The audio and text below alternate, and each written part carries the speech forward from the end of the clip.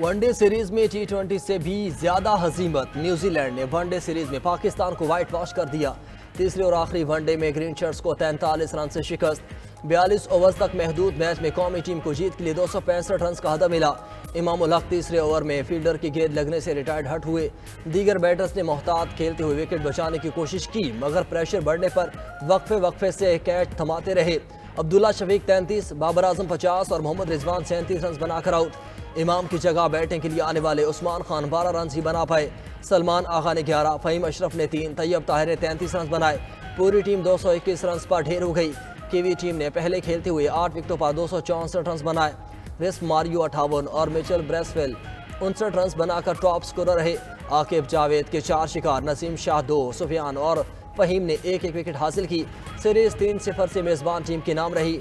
Match के दौरान अचानक स्टेडियम की लाइट्स बंद होने से मुकम्मल अंधेरा छा गया। बात पर बज़ेद हैं कि उनका धरना रेड जोन में होगा, जिस मुतालबे को तस्लीम करने को हुकूमत तैयार नहीं है। वाज़ेह तौर पर उन्हें यह पता होना चाहिए कि सूबे में इस वक्त भी दिफा 144 नाफिज है। पॉलिटिकल रिस्ट्रेंट का मुजाहरा सूबाई हुकूमत की जानिब से किया जा रहा है, लेकिन अगर उसकी खिलाफ वर्जी की कोशिश की जाएगी तो कानून अपना रास्ता लेगा। बलोचिस्तान हुकूमत का कोयटा में दफ़ा 144 की खिलाफ वर्जी पर कार्रवाई का इंदिया। तर्जुमान बलोचिस्तान हुकूमत शाहिद रिंद का कहना है किसी को भी रेड जोन में एहतजाज की इजाज़त नहीं दी जा सकती। सूबाई हुकूमत मुजाहिरीन के खिलाफ सब्र और तहम्मुल का मुजाहरा कर रही है। अख्तर मेंगल बज़िद रहेंगे तो हुकूमत के पास बहुत से ऑप्शंस मौजूद हैं। दोनों अतराफ से लचक दिखाने की ज़रूरत है। मुज़ाकरात के 2 दौर हो चुके, अभी मुज़ाकरात से मामलात हल करने की कोशिश की जा रही है। अदालतें किसी को रिलीफ फराहम करेंगी तो सूबाई हुकूमत को कोई एतराज़ नहीं होगा।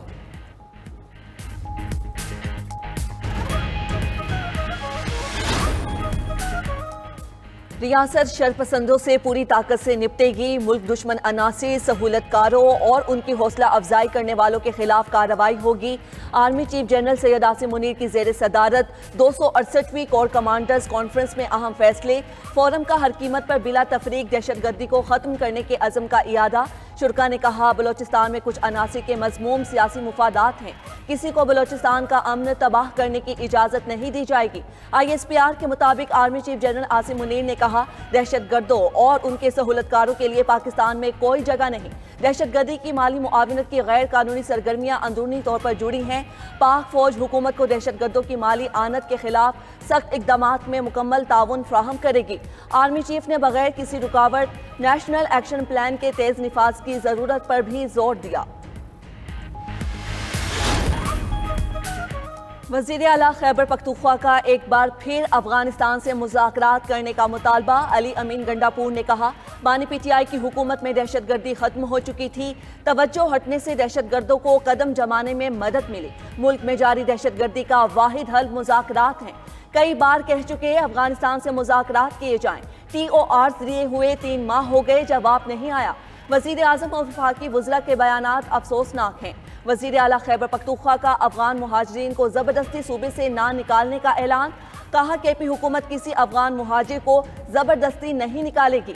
आंखें बंद करने से मसले हल नहीं होते। बिलावल भुट्टो ने सिंधु पर नहरें नामंजूर का नारा लगा दिया। अवाम कहेगी नहरें नामंजूर तो PP अवाम के साथ खड़ी होगी, शहबाज शरीफ के साथ नहीं। Chairman peoples party Bilawal Bhutto का गड़ी खुदा बख्श में जलसे से खिताब। वज़ीर आज़म से मुतनाज़ा मनसूबे को वापस लेने का मुतालबा कर दिया।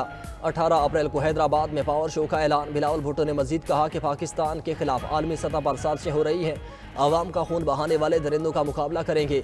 ये खिलौने अपनी कौम और मजहब को आलमी ताकतों के सामने बेच चुके हैं। हम मुत्तहिद हो गए तो दहशत गर्दों को इबरतनाक शिकस्त देंगे।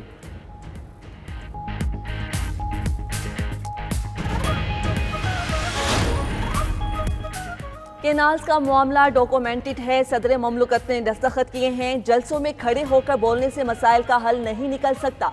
वज़ीर इत्तलात पंजाब अस्मा बुखारी का बिलावल भुट्टो के बयान पर रद्द-ए-अमल।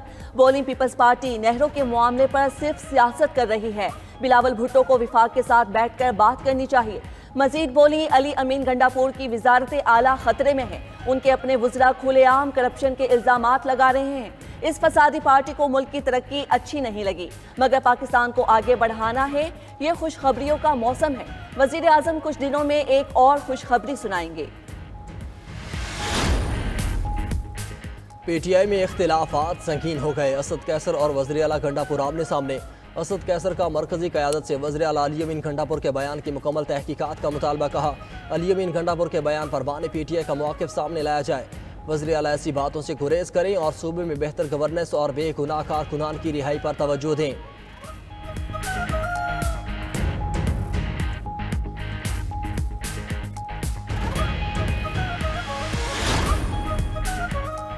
ट्रंप की टैरिफ जंग से आलमी स्टॉक मार्केट्स में शदीद मंदी। दुनिया भर की स्टॉक मार्केट्स को एक ही झटके में खरबों डॉलर्स का नुकसान।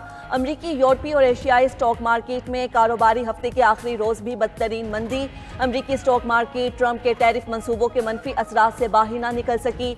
डाउ जोन्स इंडेक्स 2231 पॉइंट्स की मंदी से 38,314 पर आ गया। S&P इंडेक्स 322 पॉइंट्स की मंदी से 5,074 पॉइंट्स पर बंद हुआ। नेस्टिक टेक्नोलॉजी इंडेक्स 962 पॉइंट्स गिर गया, 15,587 पर बंद। अमरीकी टैरिफ यूरोपीय और एशियाई स्टॉक मार्केट्स को भी ले डूबा। फ्रैंकफर्ट, पेरिस और लंदन स्टॉक मार्केट 5% तक गिर गई। Shanghai, Tokyo, Hong Kong stock market में 3% तक मंदी रिकॉर्ड की गई। अमरीका में कसाद बाजारी के खर्चात। आलमी मार्केट में खाम तेल के निर्ख 4 साल की कम तरीन सतह पर। अमरीकी खाम तेल की फ़ी बैरल कीमत $4 की कमी से $62.71 हो गई। बरतानवी खाम तेल की फ़ी बैरल कीमत $3.82 कम $66.31 हो गई। अमरीकी टैरिफ और ओपेक की तरफ से पैदावार बढ़ाने के ऐलान के मनफी असरात मरतब हुए। आलमी मार्केट में सोना चांदी भी सस्ते हो गए। सोने की फ़ी औंस कीमत $72 की कमी से $3048 हो गई। क्रिप्टो करेंसीज की कदर में इजाफा। बिटकॉइन की कदर $1,838 के इजाफे से $83,887 रिकॉर्ड।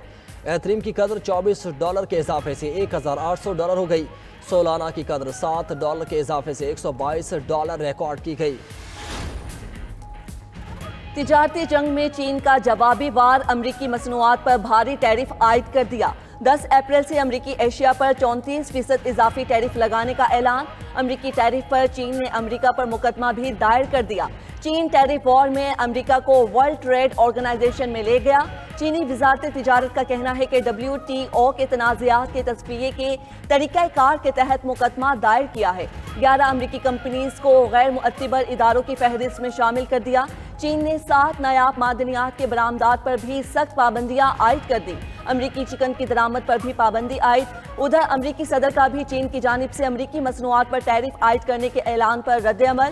ट्रंप ने कहा, चीन ने अमरीकी टैरिफ से घबराकर गलत कदम उठाया। यही एक ऐसी चीज है जो चीन बर्दाश्त नहीं कर सकता। अमरीकी टैरिफ आयद होने पर पाकिस्तान ने मौसर हिकमत अमली तैयार कर ली। वज़ीर आज़म शहबाज शरीफ ने 2 आला सतह की टीम्स बना दी। वज़ीर ख़ज़ाना मोहम्मद औरंगज़ेब को 12 रुकनी स्टीयरिंग कमेटी का कन्वीनर और सेक्रेटरी तिजारत जवाद पॉल को वर्किंग ग्रुप का कन्वीनर मुकर्रर किया गया। दोनों टीम्स अमरीका के साथ इजाफी टैरिफ के मामले पर मुज़ाकरात करेंगी। 29% इजाफी टैरिफ आयद करने के फैसले पर नज़रसानी का मुतालबा किया जाएगा।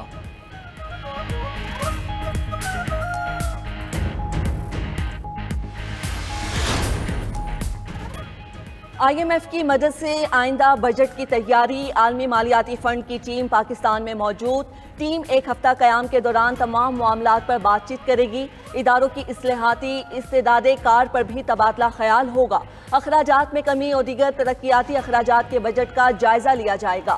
IMF टीम पाकिस्तानी हुकाम से मिलकर तजावीज़ तैयार करेगी। नए माली साल में टैक्स महसूलात का हदफ 15,270 अरब रुपए मुकर्रर। नए माली साल के लिए 2,300 अरब रुपए इजाफे का तखमीना लगाया गया है।